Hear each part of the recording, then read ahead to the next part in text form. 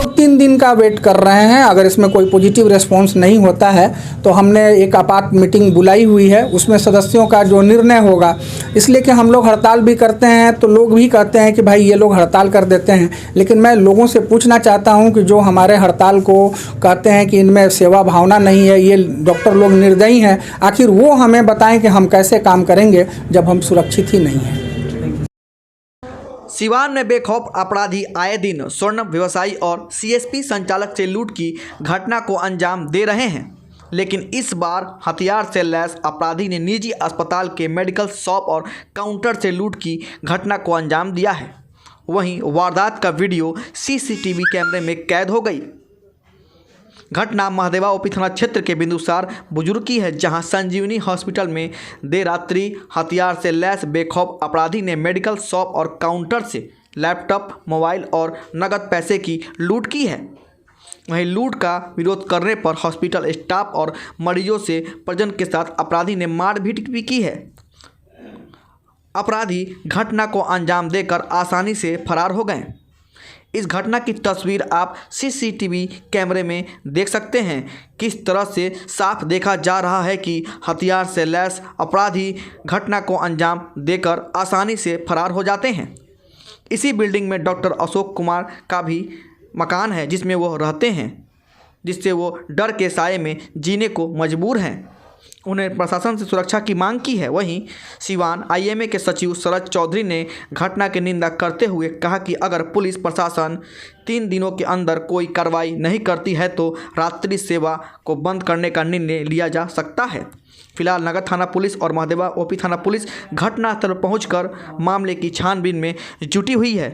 तो आप देख सकते हैं किस तरह से डॉक्टर अशोक कुमार वर्मा के क्लिनिक पर हथियार से लैस अपराधी घुसते हैं, और आप वीडियो में देख सकते हैं कि किस तरह से हथियार लहराते हुए वहां पे जो मरीज हैं उससे मारपीट भी करते हैं और आसानी से अपराधी फरार हो जाते हैं। आए दिन सिवान जिला में दिन दहाड़े आपको ऐसी कई घटना देखने को मिली होगी, जहां पे स्वर्ण व्यवसायी से भी लूट किया गया है, और सिवान शहर में ऐसी घटना रोज देखने को मिलती है कि लूटपाट की घटना बढ़ गई है। अब देखना होगा कि पुलिस कब एक्शन लेती है और इस अपराधी को पकड़ पाती है, ये तो आने वाला वक्त बताएगा। पर आईएमए के सचिव ने कहा कि अगर 3 दिन के अंदर इसकी गिरफ्तारी या कार्रवाई नहीं होती है तो फिर क्या होगा।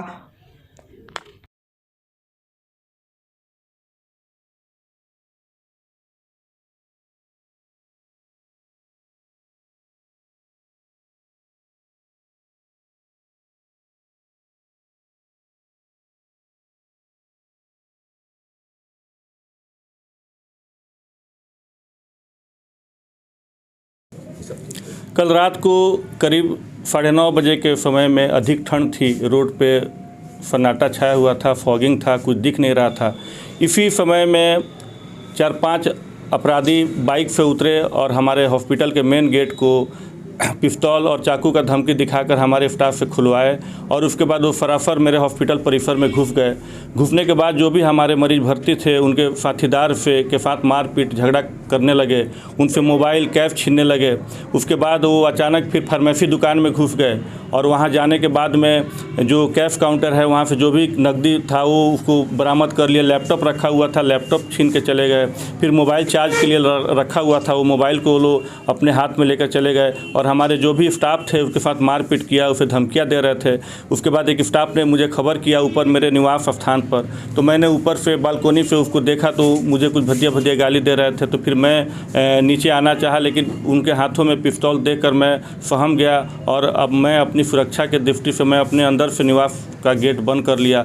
बाद में वो उत्पात मचाकर कुछ देर के बाद यहाँ से निकल गया। क्या लगता है एक बड़ी घटना भी हो सकती थी? हाँ, एक बड़ी घटना हो सकती थी। ये लूट के नज़रिया से यहाँ पे आए थे, और अच्छा हुआ कि हमारे स्टाफ सब एक्टिव थे, सक्रिय थे, जिसके बदौलत तो लोग उन्हीं से निपट के चले गए। सीसीटीवी कैमरा में क्या कुछ कैद हुआ है? सीसीटीवी कैमरा में वो पिस्तौल लहरा रहे हैं और धमकी दे रहे हैं, मारपीट कर रहे हैं, वो सारे हमारे सीसीटीवी में कैद है, और उनकी एक्टिविटी भी है। मुंह पे मास्क लगाए हुए थे, इसलिए चेहरे की पहचान नहीं हो पा रही है, लेकिन उसके फिजिक, उसके गेट से पता चलता है कि 20 से 25 साल के बीच के वो युवक। और इस तरह के खौफ में आप लोग काम कर पाएंगे? नहीं, हम लोग इस तरह के खौफ में कभी काम नहीं कर पाएंगे। अभी दहशत का माहौल बना हुआ है, हमें भी बहुत हम रात को इमरजेंसी में भी उठते थे, लेकिन अब इस तरह का माहौल को देखते हुए लगता है कि मुझे इमरजेंसी सेवा भी बंद करनी पड़ेगी और हमारे भाई बंधु चिकित्सक लोग भी दहशत में हैं। सिवान के नए एसपी से क्या कुछ उम्मीद करते हैं? हम सिवान के नए एसपी से यही उम्मीद करते हैं कि वो हमें सुरक्षा दे, हमारे डॉक्टरों को सुरक्षा दे, हमें सुरक्षा दे जिससे हम मरीज की सेवा कर सकें। और भी कहीं चिंता कि तो मुझे नहीं मालूम, लेकिन ऐसी इस तरह की आम घटनाएं होती रहती है जो मुझे न्यूज़पेपर में देखने को मिलता है।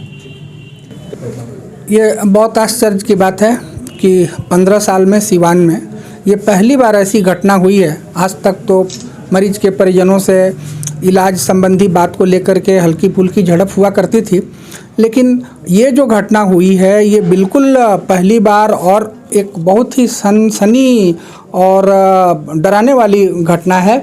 हम लोग जो रात में निर्भीक होकर के जो सेवा दिया करते थे, आज हमारे बहुत सारे सदस्यों का ये मांग हो चला है कि हम लोग रात्रि सेवा बंद कर दें। हमने मैसेज करके एसपी साहब से भी इस संबंध में टाइम मांगा है कि सर हम लोग इस संबंध में आपसे मिलना चाहते हैं। मैं इंतज़ार कर रहा हूं कि सर का जब हमको टाइमिंग मिल जाए तो मैं जा कर के उनसे मिलूँगा। आज जो है एक FIR दर्ज करा दी गई है और अभी महादेवा OP नगर के इंस्पेक्टर ये सारे लोग क्लिनिक में आए हुए थे, उनसे बातचीत हुई है कि चूँकि ये पहली घटना है सिवान में कि किसी डॉक्टर के घर में हथियारबंद अपराधी क्लिनिक और घर में घुसे हों। आज तक ऐसा कभी हुआ नहीं है कि कोई अपराधी किस्म का आदमी किसी भी काल में सिवान में किसी डॉक्टर के घर में घुसा हो या डॉक्टर के सामने पिस्तौल निकाला हो। ये पहली घटना है और इसलिए हम लोग हतप्रभ हैं कि भाई अब क्राइम बढ़ा है क्या घटा? क्राइम अब ये जो है विषय बहुत डिफ़िकल्ट चीज़ है, बट हम लोग ये महसूस कर रहे हैं कि दिन पर दिन क्राइम की संख्या में जो है बढ़ोतरी हो रही है। ऐसी हो गए हैं कि वो पिस्टल लेकर के और मरीज के परिजन और डॉक्टर के घर तक घुसने लगे हैं। ये तो शुरुआत है और इस बात को लेकर के हम लोग ये चाहते हैं कि पहली बार ये पहली घटना है सिवान के लिए, तो हमारा जिला प्रशासन एक ऐसा नज़ीर पेश करे कि अपराधी उसको देख करके और सुन करके थर थर काँपे। दोबारा ऐसा घटना किसी भी चिकित्सक से करने के बारे में 1000 बार सोचें। तो देखिए, चौकी की डिमांड मैं करीब 6 साल से सचिव हूँ। 6 साल से हमारे सामने 3 SP साहब आए और गए। ये बहुत दिनों से हम लोग की डिमांड है कि एक चौकी बना दिया जाए, लेकिन हमको लगता है कि चप्पे चप्पे पे पुलिस को नहीं बैठाया जा सकता है। शासन और प्रशासन खौफ से चलता है, हनक से चलती है।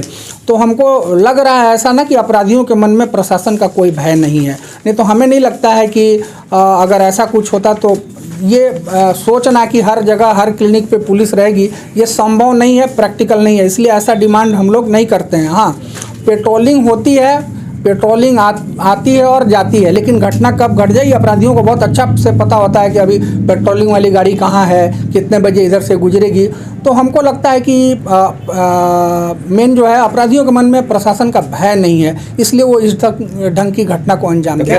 क्या वजह रहा? लखीचंद हॉस्पिटल में मारपीट हुआ, सारा एविडेंस दिया गया, मरीज का सारा डिटेल्स दिया गया। एक आदमी की गिरफ्तारी हुई, बाकी लोग का कुछ हुआ नहीं। तो वो समझते हैं कि चलो मारपीट कर लो, कुछ होता जाता नहीं है। अब 3 दिन का वेट कर रहे हैं। अगर इसमें कोई पॉजिटिव रिस्पॉन्स नहीं होता है तो हमने एक आपात मीटिंग बुलाई हुई है, उसमें सदस्यों का जो निर्णय होगा।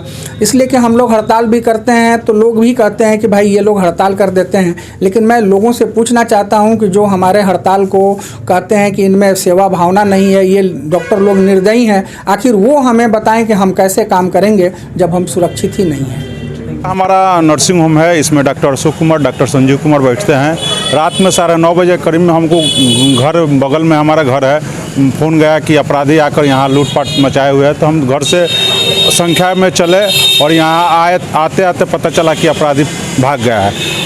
आए दिन यहाँ पहले सोना चांदी लूटा जा रहा था, अब लगता है कि यहाँ डॉक्टरों भी सुरक्षित नहीं है, मेडिकल भी सुरक्षित नहीं है। तो आए दिन में कौन किसका इलाज कर पाएगा ये हमको समझ में नहीं आ रहा है। कितने अपराधी आए थे और क्या कुछ लूट के ले गए, क्या कुछ? यहाँ 4-5 के करीब में अपराधी आए हुए थे और पिस्टल दिखाते हुए हमारे स्टाफ को यहाँ से भिड़ाया और भगाते हुए सबको अंदर किया और हमारे मेडिकल में घुसे। मेडिकल में घुसने के बाद वो वहाँ से लैपटॉप और काउंटर से 4-5 हज़ार रुपया और मोबाइल स्टाफ का ले गए हैं। और यहाँ जो रोगी भर्ती थे उन लोग को भी लाते जूते जूते से मारे और मारकर अपना अपाची से भाग निकले।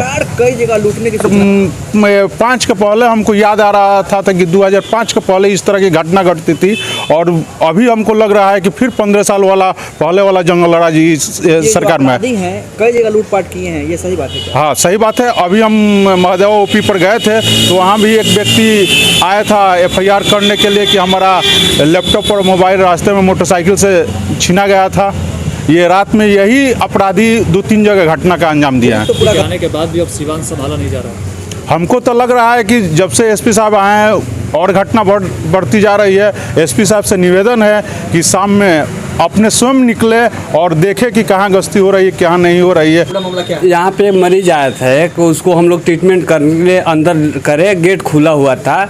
तब तक एक यात्री वाले जा रहा था टेम्पो, उसको रोक के उसको मारपीट किया। फिर हम लोग के हॉस्पिटल गेट खुला हुआ था, हमको पीछा किया। हम अभी गेट बंद कर रहे तब तो पिस्टल घुमाते हुए अंदर घुस गया। अब हम लोग डर से भागे। तब तक आया दुकान में, लूटपाट किया। मेरा मोबाइल और लैपटॉप रखा हुआ था, वो उठा के लेके चला गया सब। क्या कुछ कैश भी ले गया है? कैश भी शायद ले गया है, काउंटर में था। क्या लगता है कि जैसे लगातार ये घटना घट रहा है, डर बना रहेगा? जी बिल्कुल, बहुत डर बना हुआ है हम लोग के बीच, हम लोग के स्टाफ के बीच कुछ भी हो सकता है। कितने लोग आए थे, क्या जानकारी है? करीब 3 के करीब थे। हथियार भी था? जी, तीनों के हाथ में हथियार था, पिस्टल लिया हुआ था। पुलिस आई थी? पुलिस थोड़ी देर बाद आई। अभी पुलिस आई है? अभी आई है, कार्रवाई चल रही है। चलिए अपना नाम